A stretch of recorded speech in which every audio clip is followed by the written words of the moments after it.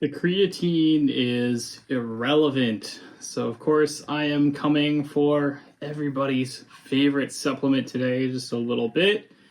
But this is also a little bit of a clickbait title. So, specifically, today I am going to be talking about a post by another coach, Jordan Syatt, that I recently saw on Instagram and which really vibed with me. So in this post, Jordan says, every time I do a Q&A on my stories, the most common question by far is, should I be taking creatine? The most common question is not about exercise, nutrition, consistency, sleep, strength training, cardio, motivation. Instead, the most common question is about creatine. And he says, yes, I understand creatine has benefits. I'm very well aware. But you know what 99% of people struggle with? It has nothing to do with creatine. It has everything to do with regular exercise, quality nutrition, hydration, sleep, consistency, motivation, and discipline. Taking creatine should not be the most common question. Any and all questions about supplements should make up less than 5% of my questions. But supplement-based questions make up at least 80% of the questions I get every single day. And it pisses me off because you're missing the forest for the trees. So Jordan obviously goes on to give his justification for why he believes this. And basically I'm just going to rehash that from my own perspective as well, which is that, supplements don't do very much. That's not to say they don't do things, just that we have this very outsized importance that we place on supplements, in part just because the way the supplement industry has sold itself to us. For a very long time, the model was very simple. You would get basically any bodybuilder who looked really good. You would get any powerlifter who was super strong, whatever. And basically, this is not a sport. This is not a pursuit that has a ton of money in it on its own. Like, yes, you can win some money if you're like a world-class level bodybuilder, powerlifter, etc. But for everybody in between, mid-range and up, all your minor little influencers, etc., the only way to make really money is to either end up being a coach, which of course, basically being a really good athlete and being a really good coach are not necessarily the same thing. Most people don't have, there's not a lot of crossover there. And then the other thing, of course, is just selling products. And of course, yes, you could sell fitness equipment, you could sell silly accessories, whatever. But supplements are a real home run because they cost a lot of money. You need to consistently buy them repeatedly over long periods of time. So if you can convince somebody that they need a supplement, they're going to keep giving you, they're going to keep forking over cash for potentially years and years afterwards. And of course, that means you get a lot of influencers, bodybuilders, etc., who just say, okay, yeah, all my results are due to these supplements, even though it's not probably true. And that's what happens, right? Like, you get a lot of people who, for many years, have been told by the supplement industry, by, bodybuilders, influencers, etc., that they need supplements, and supplements are super important, when the reality is that they are not. They are a very small part of the equation. So when we talk about supplements, some of the two most studied supplements of all time, the two biggest effect supplements of all time, are basically protein powder and creatine. And both of them are good. Protein powder obviously helps you recover faster, build more muscle mass, etc. But at the same time, protein powder is only helpful if you're not getting enough protein in your regular diet. So it may not do anything for you if you're somebody who gets a lot of protein in elsewhere. And then, of course, creatine is, yes, it helps you build a little bit more strength, but not a ton. Helps you build a little bit more muscle mass, but not a ton. Consistent but small effects, right?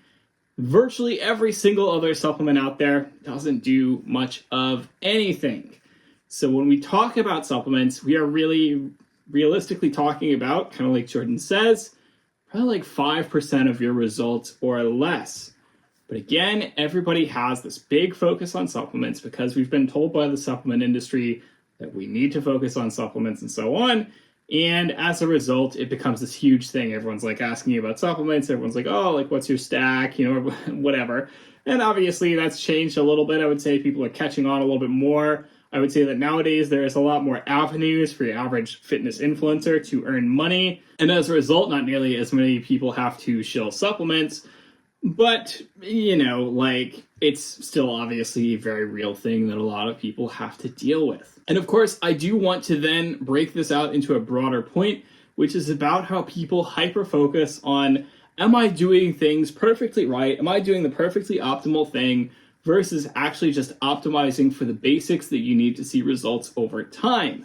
And I would say that another really classic example of this when it comes to fitness is exercise form, right? You get so many people who are so hung up on like, oh my God, does my squat look perfect?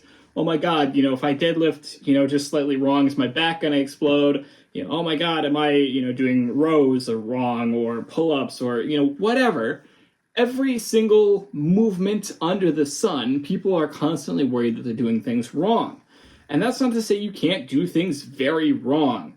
But the reality is that the way that it works when it comes to movements is that there's a pretty wide range of things that you can do that are going to be beneficial, that are going to be fine.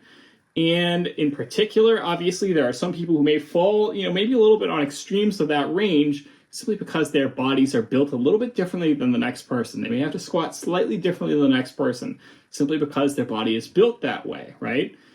And then they go on and they pathologize and they go, oh, is this wrong? Is this bad? Etc. And the end result is that, you know, you just waste a lot of time worrying about things. And then, of course, yes, there are some things that cross the line into dangerous. There are some things where you're doing things so wrong that, yes, you could be risking hurting yourself, and that is a concern. But again, the vast majority of people out there who are like, hey, I'm worried if I'm doing my squat wrong or whatever, it's not that. Usually they've got, you know, it's like, oh yeah, your squat looks fine. You know, maybe you could go a little deeper, or maybe you could, you know, correct your hips a little bit or whatever, right? 9 times out of 10, the issue has nothing to do with form. But likewise, people have been convinced that form is insanely important. If you don't do your form just right, your back is going to explode. If you know, don't do your form just right, then it's going to prevent you from building muscle and strength for the next 5 years. You know, if you are not building the amount of muscle and strength you want to, it's because your form was bad, etc. That really doesn't have very much to do with things. The reality is that what really stimulates building muscle and strength over time is that you're adding volume, is that you're doing more reps, more weight, etc. And of course, yes, form can tweak those results a little bit, but it's usually not as big of a deal as people think. And so, yes, it's really boring, but we do have to emphasize the thing that really matters when it comes to getting long-term results is the basics. And people never want to hear that. People never want to hear, hey, it's just the basics. You just need to be good about doing the basics for a long period of time. It's like, no, I want to figure out, you know, whatever hyper advanced thing I can do in the short term. I'm going to spend all this time, all this wasted effort, all this energy, trying to figure out the perfect optimal solution, whatever. There is no optimal solution. The solution is whatever enables you to do the basics consistently over a long period of time. And so that does mean focusing on all of the basics, not overlooking any of them. Again, things like your training, your cardio, your sleep, your stress management, your diet. You have to do all of those things together, not just say, oh, you know, I'm just going to lift hard and not worry about my diet or my cardio. Or, oh, you know, I'm just going to like focus on my sleep and my lifting and my diet can be crap. You know, whatever it is, you need to be doing all of it in order to actually be seeing results. And that is the thing most people don't want to hear. They don't want to hear, hey, you need a boring program that you do consistently for 10 plus years.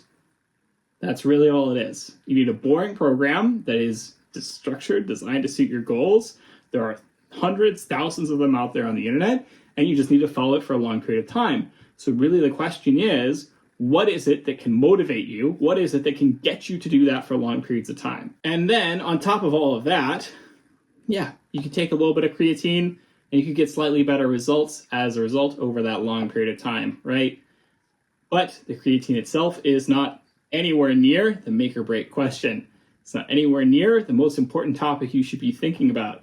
Supplementation in general, very, very small part of the equation, especially if your diet is already on point in a general sense. So you should be focusing on all that other stuff that's way much more important. You should be focusing on nailing down those basics long term, because again, that is what is going to get you results. So I hope you have enjoyed this video. As always, don't hesitate to like, comment, subscribe, comment down below. Let me know what you'd like to see in future videos. Have a good week. I will see you all next week.